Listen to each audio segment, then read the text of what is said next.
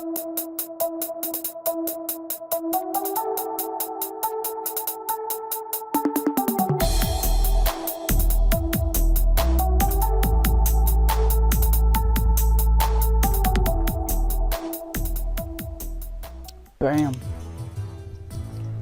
Hi everyone, this is Jay, and today I'm playing Papers, Please. So, it's been a while since I did something on my own. Cancel. So, we're gonna have a look at Papers, Please. Tiny story time. Before I launch into the story, this is the story about the game, so pay attention. Congratulations! The October Labor Lottery is complete. Your name was pulled. For immediate placement, report to Ministry of Admission at Grstin Border Checkpoint. This accent is slightly racist. An apartment will be provided for you and your family in East Grstin. Expect a Class 8 dwelling. Glory to Arstotzka. Okay, so story of the game is you're a guy in a fictional country called Arstotzka, and you work at the border patrol. Now, the reason I'm taking a look at this game is, first of all, because it's really good. I like it a lot. It's very good. I haven't played too far ahead now. I've made until like day 11. I'm not sure how long this game is, but this game is. I'm sorry, that was a Freudian slip. How long the game is, but I played until day 11, and it gets pretty hard. The point of the game is that you check people's passports. No passports. We're not a cat country. Passports, and you have to sort of determine whether they're real or not. And so the only thing I have to do now is I have to check if they're from Arstotzka, because only Arstotzka people are allowed, and whether the issuing city is correct. That's all I have to do for now. It gets pretty difficult later on. For now, that's all I have to do. So take out my handy dandy booklet. So now what I wanted to do, mister. Go check the book. Arstotzka. Okay, so let's get this pony show on the road. There we go. Give me a passport. Okay, so that looks good. Boop. Get in here. Yeah, here we go. Arstotzka doesn't welcome you if you're not from Arstotzka. You are one ugly person. There we go. So she's not allowed in. She's not from Arstotzka.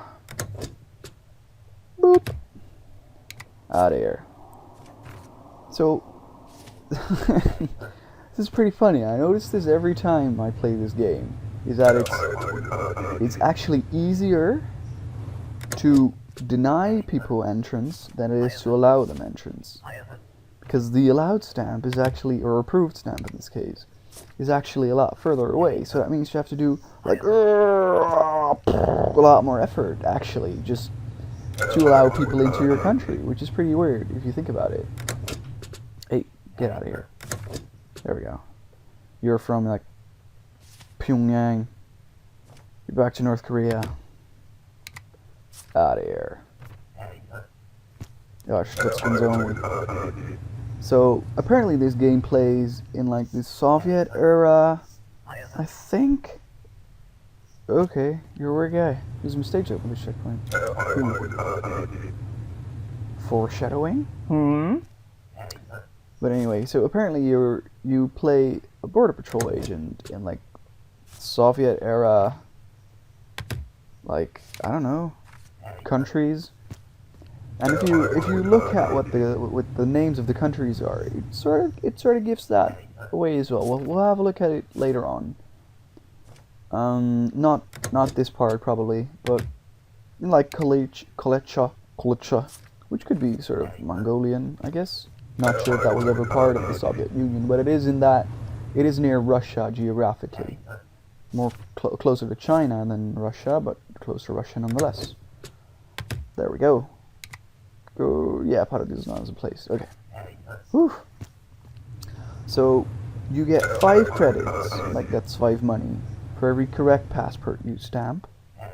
And if you make 2 mistakes, you have to start paying, like, penalty fees. And I'm not very good at... Oh, get... That's... Oh, I'm not using my mouse right now because my mouse is being fussy. So I have to use my trackpad, which is... Oh, get in here! It's all so time-consuming. I have to feed a family. There we go. Arstotzka, yes. Get in my country. Get out. There we go. Woof! Just in time. Because every passport you stamp after the bell rings, or like the horn goes, you don't get any money for that.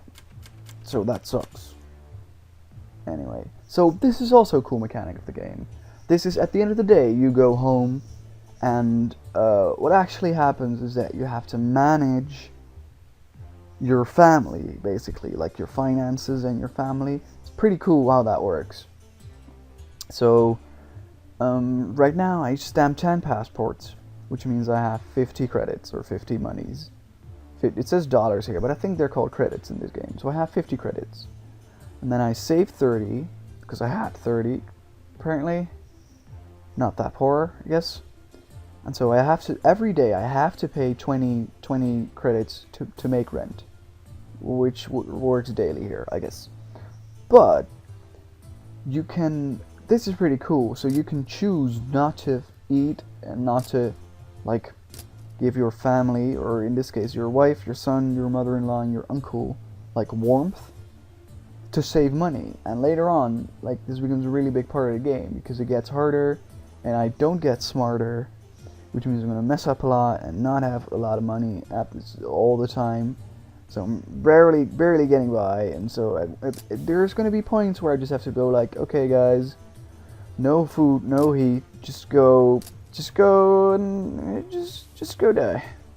I actually let my mother-in-law and my uncle die in my first playthrough on purpose to save money. I am very frugal in that sense. So, but that's day 1.